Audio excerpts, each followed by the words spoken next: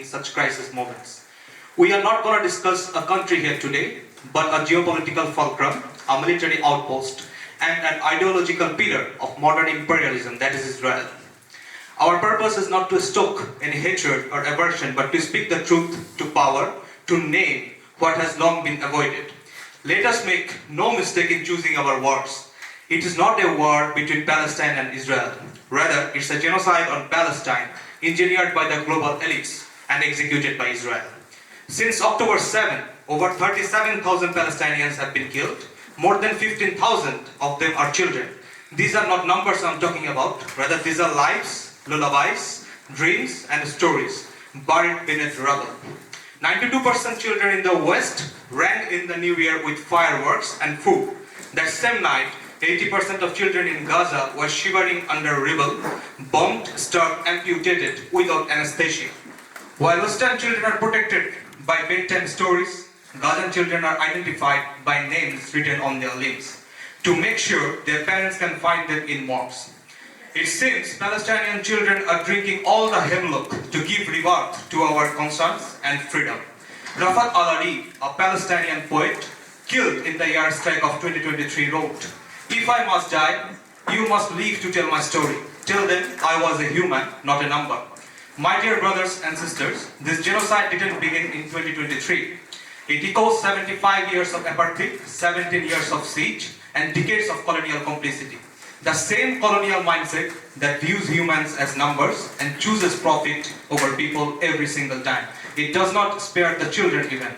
This also leads us to the fact that an average Gazan child has lived through 5 wars before turning 10. I again repeat, this is not a conflict, this is not defense, this is systematic annihilation, a genocide funded and justified by global powers. A war between religions? No, I don't think so. Quran chapter 5 verse 32 commands, whoever kills a man has slain the mankind entirely. Whereas Judaism teaches, whoever saves a life, it is as if they saved the entire world. Mishnah Sanhedrin chapter 4 verse 5. As I began my speech, reminding all that this is the month of Muharram, the ideological distance between the Makkah and the Karbala is as much same as the distance between silence and resistance.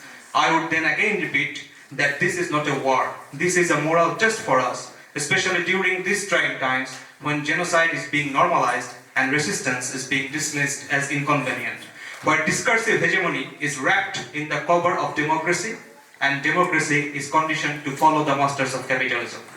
In reference to the present Prime Minister of the United Kingdom, I must say that Mr. Starmer must learn from Mr. Clive, popularly known as Robert Clive.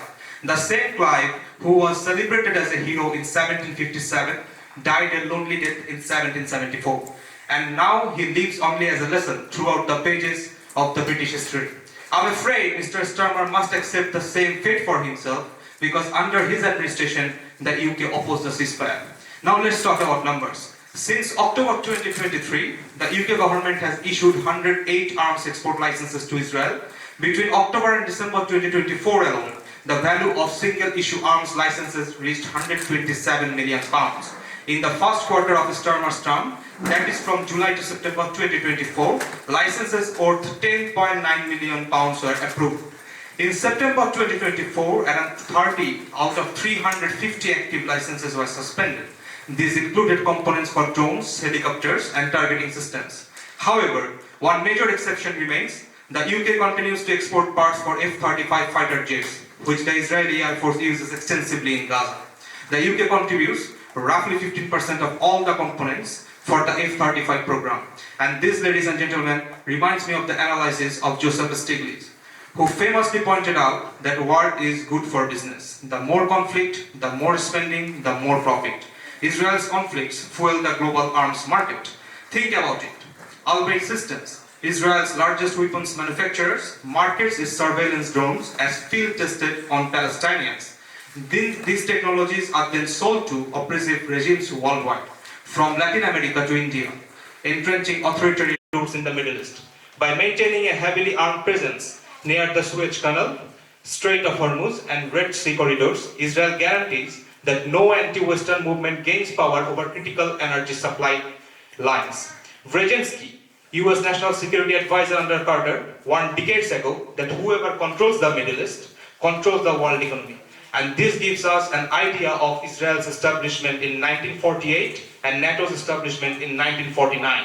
Israel helps ensure that Arab nationalism, pan-Islamic solidarity, NSO Group's Pegasus software, exported to dozens of governments, showcases Israel's influence in the global surveillance state. In her book, The Age of Surveillance Capitalism, she wrote, and I quote, "It's not just about war anymore, it's about data, control, and psychological operations." Thus, Israel is more than a state, it is a mechanism, a high-tech military industrial policing surveillance node in a global network designed to keep the global south under control. This is not a question of Jewish identity, it is a geopolitical matrix of power. Let us not be deceived by the language of security and self-defense, rather we should be factual at the point. As the late Edward Said warned, facts do not cease to exist because they are ignored. Today we must no longer ignore. We should shoulder the responsibility and take our vow to speak, to act, and never be silent. And as we don't want to go gentle into that good night. So the last thing I would like to voice with the millions: free Palestine, free the world from empire, long live revolution. Thank you for all your participation and patient listening to what I have to say.